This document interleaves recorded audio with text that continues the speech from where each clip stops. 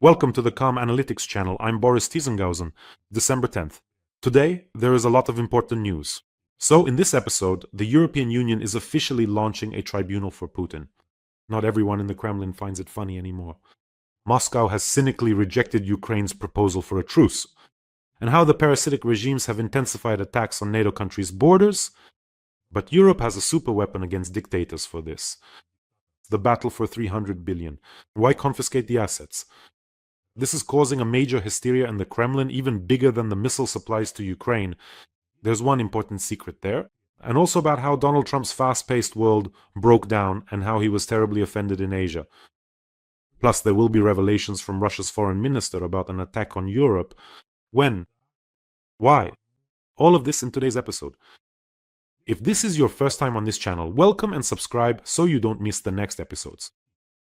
So, the European Commission wants to speed up the creation of a tribunal for Putin, continues to insist on the need for full accountability for Russia's crimes against Ukraine, and, in particular, the swift completion of the creation of that very special tribunal for the crime against Ukraine. Well, it's simply called the Tribunal for Putin. By the way, this is very important news, especially against the backdrop of talks about a ceasefire, deals, and the possibility of amnesty, that all charges against Putin and other war criminals might be dropped. The European Union is officially sending a signal. There will be no amnesty for the Kremlin leadership. It's important not to confuse things here. There is the International Criminal Court, which has already issued a warrant for Putin, a warrant for the abduction of children from Ukraine. And the special tribunal is a separate matter. So the International Criminal Court in The Hague deals with specific crimes, war, the killings in Bucha, torture, deportations, children. In short, that's all. The International Criminal Court. But the special tribunal judges, figuratively speaking, the mother of all crimes, that is for crimes of aggression. For the very fact that Putin gave the order to cross the border. So this entire Russian leadership, they all fall under this. So what's the point? The International Criminal Court cannot try Putin and Shoigu specifically for starting the war. That's what the tribunal is being created for. And I understand that skeptics will jump in now saying, well, they'll set up a court. But so what? Putin won't show up there in handcuffs. He won't end up in prison tomorrow, and so on. No. A tribunal is not just a prison in the classic sense. It's a black mark, if you will. A kind of musical moose stamped right on Putin's Botoxed forehead. By the way, this creates enormous problems, not just reputational ones. So, just a few points on why this tribunal is such a painful issue. First of all, it nullifies immunity. That is, usually presidents, prime ministers, and foreign ministers have diplomatic immunity while they are in office. In other words, Putin apparently has come up with immunity for life. He plans to rule until the end of his days. But here, with a tribunal, immunity doesn't work. Plus, it makes negotiations toxic. I understand that, for example, Kim Jong-un, Xi Jinping, and the Iranian Ayatollahs, they couldn't care less whether Putin is under tribunal or not. But there are also Western leaders with whom Putin also wants to negotiate. Yes, there are some corrupt enthusiasts there, who are eager to shake Putin's hand. Right into his mothballed ass, we know them well. Orban, Fico, by the way, has been keeping a lower profile lately. But for other Western leaders to sign documents, legally binding ones, with someone who is an officially recognized international criminal, well, that's something to think about, right? And then there's the hunt for money. That is, once the tribunal delivers a verdict, even in absentia, that's it. There's a legal basis for asset confiscation. Yes, countries may refuse to extradite, but the hunt has begun. And as we can see now, frozen Russian assets can very well be transferred to Ukraine in one form or another for purchasing weapons, or in some other way. In general, if Putin thinks that the fate of Milošević will pass him by, he needs to take a good look at the various precedents involving dictators. By the way, the tribunal has no statute of limitations. How old is Putin on paper? He'll be 73. Well, anyway, he has different dates, sometimes 2 years earlier, sometimes 2 years later. He probably thinks he has another 70 years ahead of him. After all, he talked to Xi Jinping. We'll live to 150, right? No, he won't live that long. Milošević was also in power for many years. When his policies led to an economic crisis, sanctions, and the war in the Balkans, you see, there are some parallels. At that point, the West acted very simply. The United States did. They offered 1 billion, a bit more, 1.28 billion in aid to poor, sanctioned, strangled Serbia, so that this father of the nation Milošević would be packed up and removed, and they did pack him up within 36 hours. In other words, he was sold out by his own prime minister and security officials. So anything is possible. Milošević wasn't defeated on the battlefield, he was simply sold out by his own people. Well, in general, when they handed him over, the funds were unfrozen. Serbia received the 1.28 billion, the aid tranche was released. Wonderful, I think, a perfect exchange. Actually, when they were taking Milošević, his daughter fired a pistol at the special forces and he himself was shouting, "Don't you dare on this sacred day to..." They arrested him, put him on a NATO helicopter and sent him to The Hague, where he quietly died in his cell a few years later. That's the whole story. He also thought he was immortal. For the Russian elites, by the way, this is a ready-made business plan. If Milošević was worth about 1.3 billion, how much could they ask for Putin? And just imagine, I think there are people like that there. In general, I think Putin would be worth trillions, and there are definitely people in his inner circle who know how to count money and love money more than their own homeland. So for Putin and his generals, this means only one thing, that they will soon officially become outcasts on the level of the Nazi criminals from the Nuremberg trials. That's all there is to it. Unofficially, they already are, but the main thing is to make it official. And just for context, Donald Trump says Putin wants peace. Putin wants peace. Putin officially rejected Ukraine's proposal for an energy truce. That is, he was given a proposal not to strike at energy facilities. He said no. You know, that mustachioed floozy of his. Did Peskov respond? We are working towards peace, not a ceasefire.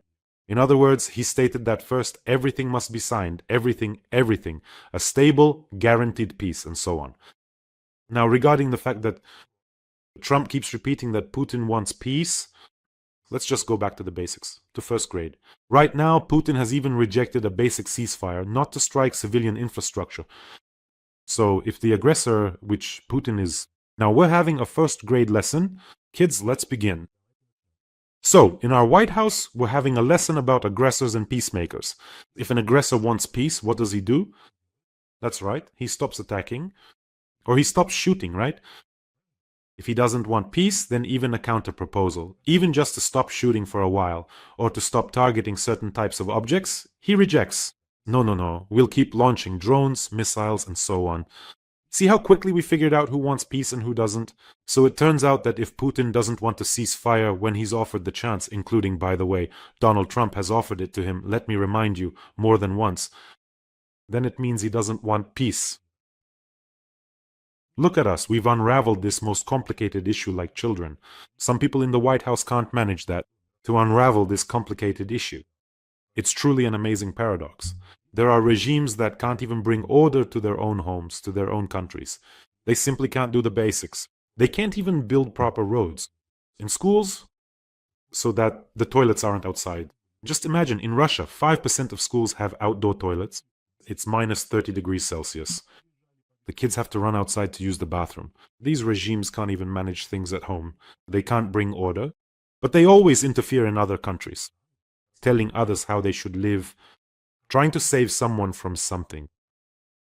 Just make it so that, at least in Russia, pensioners aren't digging through trash bins. And only then give advice to someone abroad. There are entire regimes like this. Parasites. Their goal is to do nothing at home, not to create any kind of garden city within their own country. God forbid people start living decently, stop scrambling for a piece of bread. Because then they'll start thinking, and that's scary. But their main task is to make trouble for their neighbors. Essentially, dictatorships are like geopolitical thugs. They can't produce iPhones, cars, or, I don't know, provide quality service in Russia or nearby in Belarus. They're simply not capable of it, so now they're banding together into some kind of spiteful pensioner gangs and trying to cause trouble for their neighbors together. For example, just the other day, Lithuania once again faced an unprecedented attack. With these balloons, meaning meteorological balloons carrying smuggled cigarettes, are being sent over from Lukashenko's side. I think the cigarettes are secondary. The main goal is to terrorize with these weather balloons. Because of this, the airport in Vilnius is being closed, Vilnius is declaring a state of emergency, and against this backdrop, Lithuania is preparing to put pressure on Lukashenko, new sanctions. I probably won't be revealing any big secret to you if I say that it's not really about Lukashenko here. The real issue is Putin. It's he who is using these hybrid attacks to test security protocols. They are trying to create chaos and tension in Lithuania and Poland. It's the same story with the explosion on the railway tracks in Poland. In other words, they've already stooped to outright sabotage and terrorist attacks there. All of this is part of a comprehensive hybrid attack. But Europe, and this is the most important point, Europe cannot respond in kind. Well, it can't. Or rather, it can, but it doesn't want to. Just imagine for a second. What if, in response to the damage to undersea cables in the Baltic Sea, and there have been several incidents, what if, in response, the exact same thing happened to the single telecommunications cable to Kaliningrad that runs along the bottom of the Baltic Sea? Just imagine that some unknown crabs or some kind of rapana snails on the seabed took and cut out a 10-kilometer piece of this cable and dragged it off somewhere. Go ahead. Try to reconnect it when you're missing a chunk. Can you imagine what a problem that would be? That would be something truly illustrative for Putin. Or if in response, for example, in response to arson and sabotage of railways in Europe, our partners might decide to thoroughly inspect tankers from Russia's shadow fleet in the Danish Straits. Denmark, as a NATO country, has every right to stop any tanker under the pretext of an environmental threat. They're all old rusty tubs. That's it. Stop the engines, a 2-week inspection, a full insurance check, even minor violations found, seizure, and goodbye. Can you imagine that? And this could actually happen.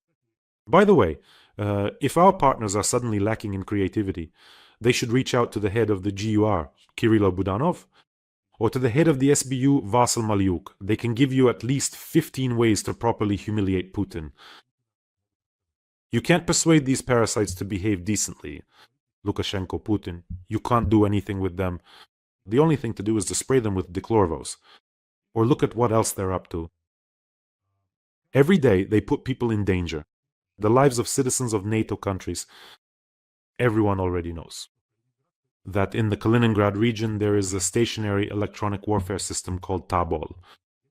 And this huge stationary complex, which looks like a giant sphere or a dish, depending on your perspective, has been jamming civilian aviation over the Baltic since the end of 2023. Finland, Estonia, Poland, and Sweden have been massively complaining about the loss of the GPS signal. That is, some planes even had to be landed because the interference was so strong. So to understand the scale, this thing, this Tobol, is standing there and causing interference. In 2024, there were, attention, more than 40,000 recorded incidents of navigation failures over the Baltic. In other words, this is a direct threat to the passengers of European airliners. That's it. Putin is literally playing with the lives of Europeans, testing whether a plane will crash or not. Give the KGB thug a symmetrical response, or better yet, an asymmetrical one. An asymmetrical response now, that would be beautiful. Give Ukrainian drones a corridor to Kaliningrad. Just don't shoot them down. Let them fly along the border through Poland, then turn away. We don't see anything. We think they're Russian. We scramble jets. We don't know anything. Let them fly. Ukrainian drones, don't shoot them down. Tobol is a huge stationary target. Its coordinates are known down to the centimeter. Moreover, from that side, the Russians aren't expecting drones to come in at all. So, 2 or 3 drones with a 50-kilogram warhead. And this unique antenna turns into a pile of expensive junk. And you respond like Putin. We had no idea at all. You can turn on trolling at level 80, just like the Russians lie all the time. You can say, listen, maybe these drones accidentally flew out of Ukraine somehow. Tobol is jamming you, maybe the drones got off course and flew right into it. They thought it was a base and so on. Just like the Russians said, those drones in Poland weren't theirs. Ukraine reprogrammed them mid-flight and sent them through Belarus. That's exactly what you should say. That's why the bald muskrat's asymmetric response, teetering on his 10-centimeter heels, will spin like a top. His eyes will be spinning in different directions from rage. His Botox will start to melt, just migrating all over.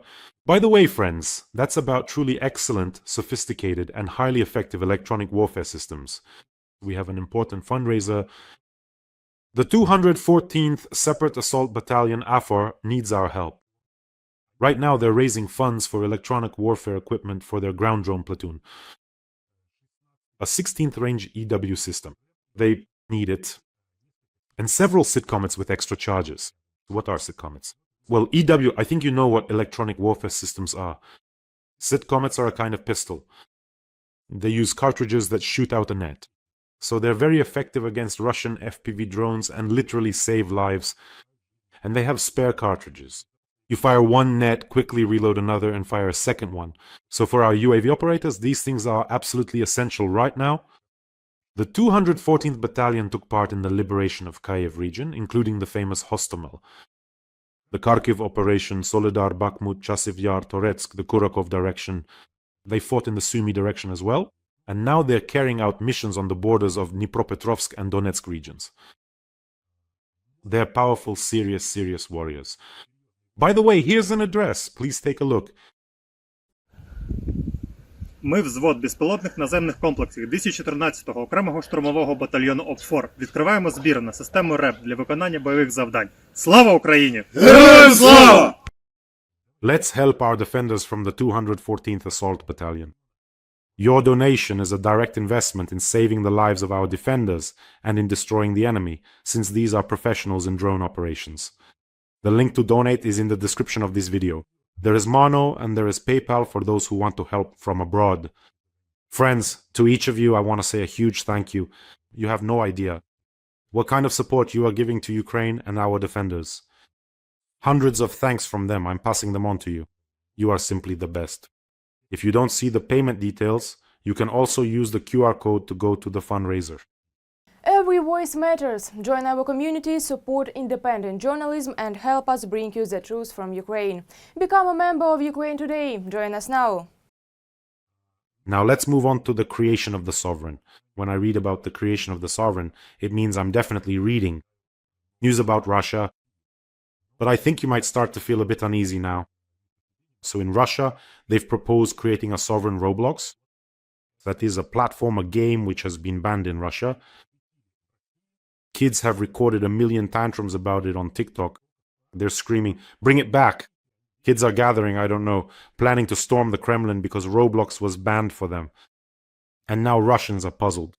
Well, they can ban things, sure, but they don't offer any alternatives. That's why, by the way, kids are already pestering their parents to move, to leave Russia for somewhere it's allowed. Now, if they ban VPNs too, it's goodbye Roblox. And then crowds of uncontrollable kids will rush to storm the Kremlin. So, the State Duma has found a solution. In the near future, instead of the blocked American project Roblox, we need to create our own game, our own platform. That's what Who Is It This Time, some Russian deputy secretary or something said. Vladislav Grib from the public chamber made this statement. The Russian authorities won't stop at banning Roblox. They're banning everything over there now. WhatsApp, Snapchat, Instagram has long been banned there. Basically, soon they'll ban everything. But they also want to ban a game, a shooter, one that's famous worldwide, Call of Duty. Do you know why? Now, let me read you a quote from the author of the ban. When I tried to play, I was shocked. Almost the entire time you have to shoot at Russian soldiers.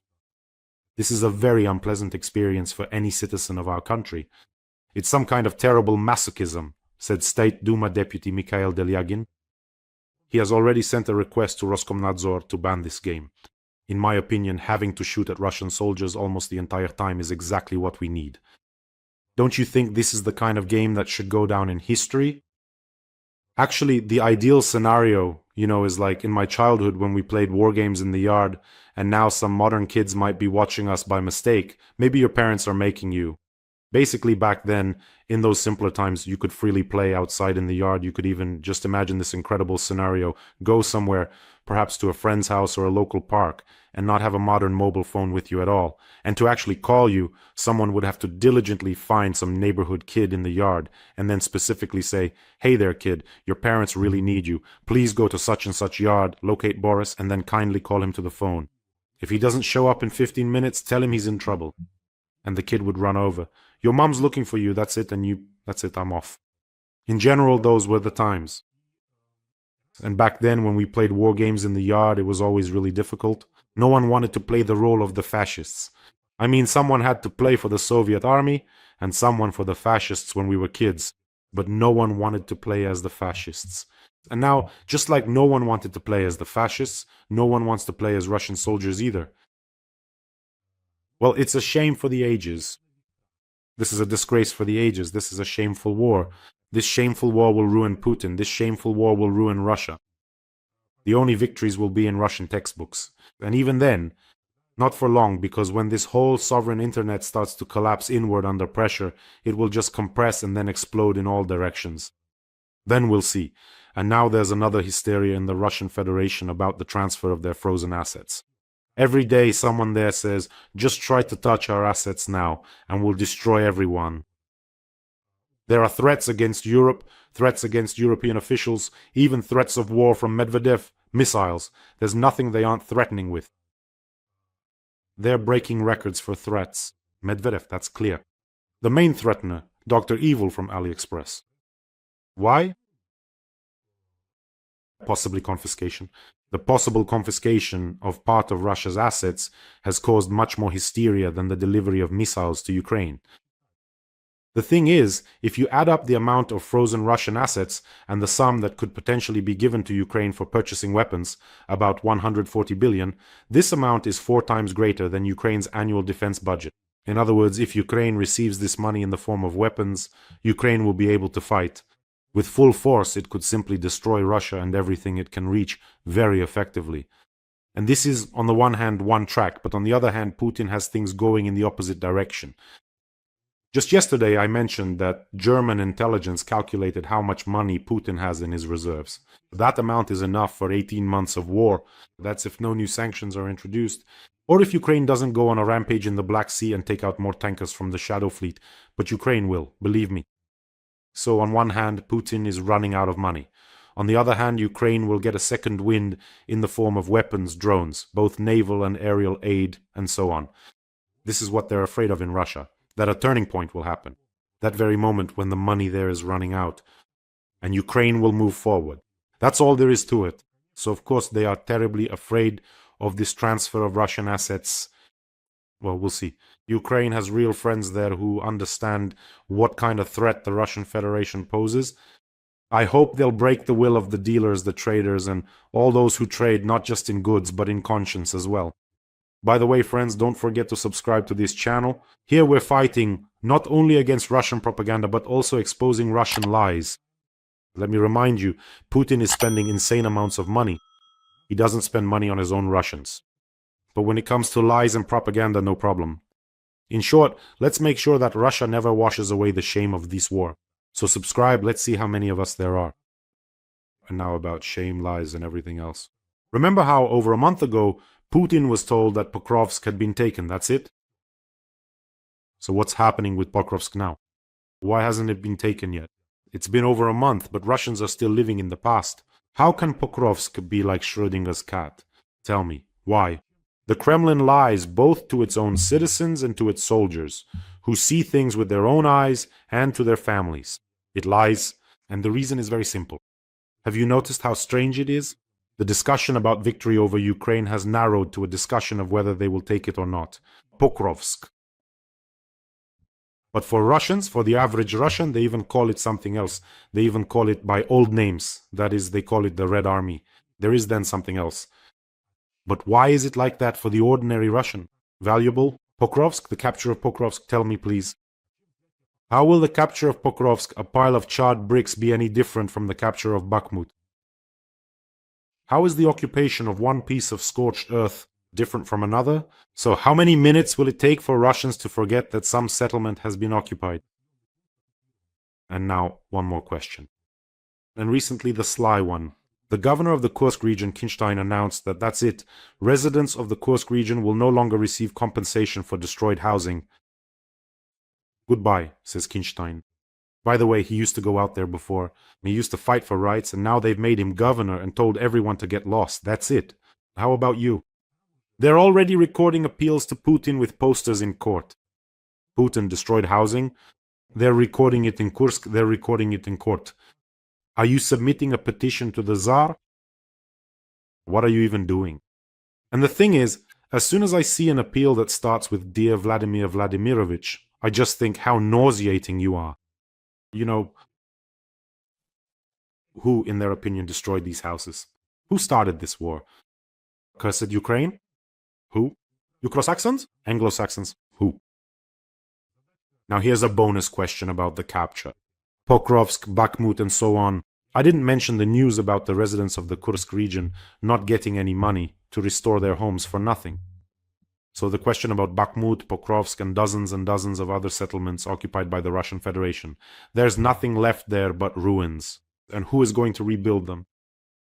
Obviously no one, right? So here's the main question, the one with 2 stars from Kanavi's problem book. So it turns out that right now Russians are being sent to die by the thousands for Pokrovsk, for territory that won't be rebuilt, for years to come, for a gray zone. So in other words, thousands of Russians are now being sacrificed for a gray, eternally gray zone, until Ukraine takes it back. When Ukraine takes it back, it will become forever green. Can you imagine how romantic it is to die in a foreign country for a gray zone? That's where it is. And no one will ask these questions. Not Solovyov. Not a single one. Not even Skabiva, who's a bit dim. No one will ask. Let's move on to international grievances. The Prime Minister of Thailand offended Trump. He stated that he doesn't remember the peace agreement with Cambodia that was signed a month and a half ago, with Donald Trump acting as a mediator. Well, just recently, a few days ago, hostilities resumed, despite Trump's statement that it was no longer possible there, that it was peace. Trump, brought peace here. Once again, I repeat, a hastily made peace patched together with duct tape will eventually explode into an even more terrible war. Believe me. And to stop Putin and break his economy over his knee right now, Trump could do it with just a snap of his fingers and cause irreversible processes within Russia. And this will be equivalent to stopping not one, but several wars at once. Because the bold jellyfish has definitely dreamed of several more wars for himself until he dies, until he alone is carried out of the mausoleum and dragged back there. So extinguish the Botox amoeba and there will be peace, at least on one part of the globe for sure. I am telling you this as someone who was truly born and raised in Crimea. According to the former President Donald Trump, I was actually born right on the beautiful ocean shore. Yes.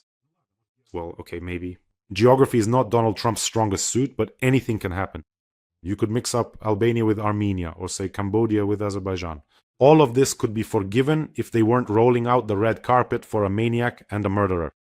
If they didn't lay it out, didn't unroll it, that could be forgiven. And even the red carpet, if in the end it led him down that red carpet to the scaffold. But there is a feeling that the era of the golden calf will, for some time, continue to seriously, just like this RF system, seriously distort things. Moral compasses. And then there's Lavrov's revelation, the Russian Minister of Foreign Affairs. Russia has no intention of going to war with Europe, not even the thought of it. Foreign Minister Sergei Lavrov.